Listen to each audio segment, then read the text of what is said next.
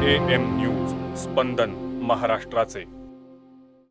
नमस्कार, मी विश्वास कोलते, आपण पाहता AM न्यूज। आता बातम्या पाहूया सविस्तर।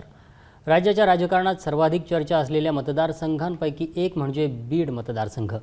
बीडमधून गोपीनाथ मुंडेंच्या कन्या प्रीतम मुंडे पुन्हा एकदा निवडणुकीच्या रणांगणात उतरल्यात। पण प्रचाराची रणधुमाळी पाहिली तर सध्या पंकजा मुंडे विरुद्ध धनंजय मुंडे अशीच लढत रंगत असल्याचं चित्र आहे। पाहूयात एक स्पेशल रिपोर्ट।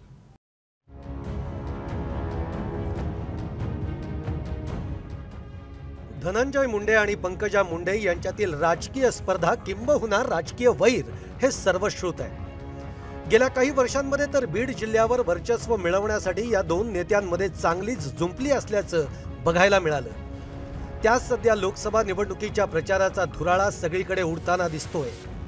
यामध्ये बीड जिल्ह्यामध्ये सगळीकडे सध्या मुंडे विरुद्ध मुंडे असंच चित्र बघायला मिळत आहे। लोकसभा निवडणुकीच्या रणांगणात प्रीतम मुंडे लढतीसाठी उतरल्या असल्या तरी त्यांचं पालकत्व स्वीकारलेल्या पंकजा मुंडे यांनी त्यांच्यासाठी संपूर्ण शक्ती पणाला लावल्याचं दिसतंय। मोठ्या जोमानं पंकजा मुंडे यांनी प्रीतम मुंडेंचा प्रचार सुरू केलाय। या प्रचारात पंकजा मुंडे यांची तोफ धनंजय मुंडेंवर चांगलीच धडाडताना दिसतीये। काही दिवसांपूर्वी प्रीतम मुंडे यांनी गोपीनाथ मुंडेंचं नाव लावलं म्हणून निवडणूक आयोगाकडे तक्रार केली होती। त्यावरून पंकजा चांगल्याच आक्रमक झाल्या।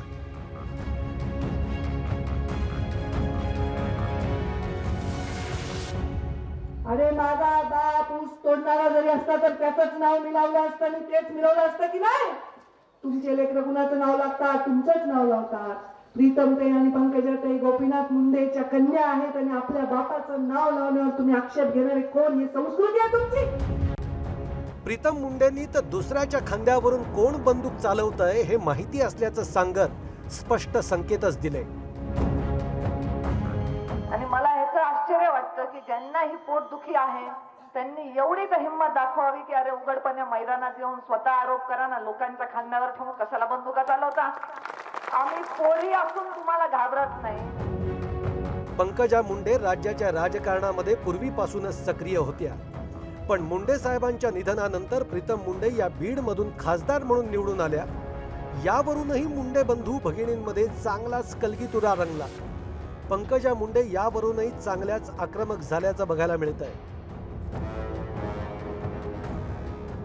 त्यांच्या कामावर तुम्ही त्यांना निवडून देणार आहे, कोणती मेहरबानी करायची नाहीये। त्यांच्या कामावर विकासावर तुम्हाला निवडून द्यायचंय। तुमचं मेरिट काय? नाक पुस्तक येत नव्हतं तेव्हा युवा मोर्चाचा अध्यक्ष केलं, जिल्हा परिषद लढवली। तुमचं काय मेरिट आहे? तुम्ही जिल्हा परिषद लढवली 95ला, मुंडे साहेब सत्तेत यायच्या आधी तुमचा जन्म नाही झाला, नंतर काय झाला? पंकजा मुंडे जेवढ्या आक्रमकपणे धनंजय मुंडेंवर हल्लाबोल करतायत त्याच तीव्रतेनं धनंजय मुंडे सुद्धा प्रतिहल्ला चढवत असल्याचं बघायला मिळत आहे। एकेकाळी गोपीनाथ मुंडेंना त्रास देणाऱ्यांना पंकजा मुंडे घरात घेत असल्याची टीका धनंजय मुंडे करताना दिसत आहेत।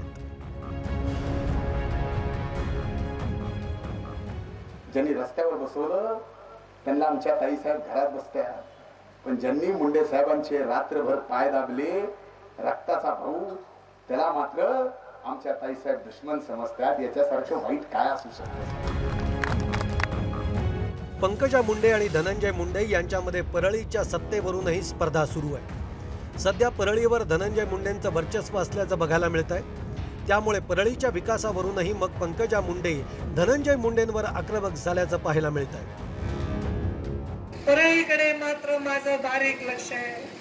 परळी छोट्या छोट्या निवडणुकात गडबड करते, पण मोठ्या निवडणुकात 35 वर्षात कधीच गडबड केली नाही। पंकजा मुंडेंनी धनंजय मुंडेंवर हल्लाबोल करताना केलेल्या टीकेला धनंजय मुंडे लगेचच उत्तर द्यायला मागे पुढे पाहत नाहीत। अनेक सभांमध्ये चिक्कीचा उल्लेख करत धनंजय मुंडे हल्ला तीव्र करतायत। पंकजाताई, तुम्ही अध्यक्ष व्हा। या तोडपाणीच्या प्रत्येक प्रकरणात जे कुठले तुमच्याकडे असतील त्याची चौकशी तुमच्या अध्यक्षतेखाली ना, माझी तयारी आहे। पण तुम्ही जे चिक्कीत खाल्लं त्याच्या चौकशी समितीचा मला अध्यक्ष करा। धनंजय मुंडे आणि भैयासाहेब अमरसिंह पंडित यांची मैत्री सगळ्यांनाच माहिती आहे। त्यावरूनही पंकजा मुंडे धनंजय मुंडेंवर टीका करतायत। जरी आम्ही हुकी चुनाई केलं, तुम्हाला निवडून आणलं, त्यामुळे पाठीत खंजीर खुपसणं हे पंडितराव मुंडेच्या अवलादीचं काम नाही आहे.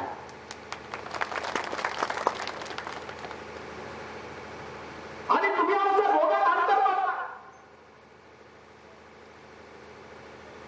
अरे तुम लाख कोशिश करो, मेरा और भैया साहब का संबंध ऐसा है कि हमारे दोनों के बीच में हवा भी नहीं जा सकती. पंकजा ताई तुमकी झाड़ नहीं सकती.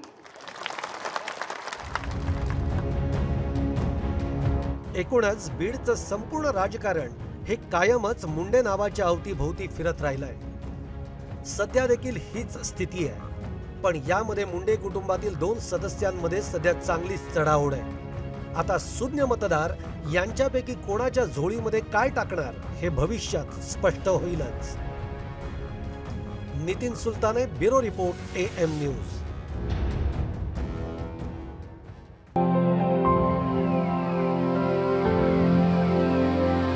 AM न्यूज, स्पंदन महाराष्ट्राचे.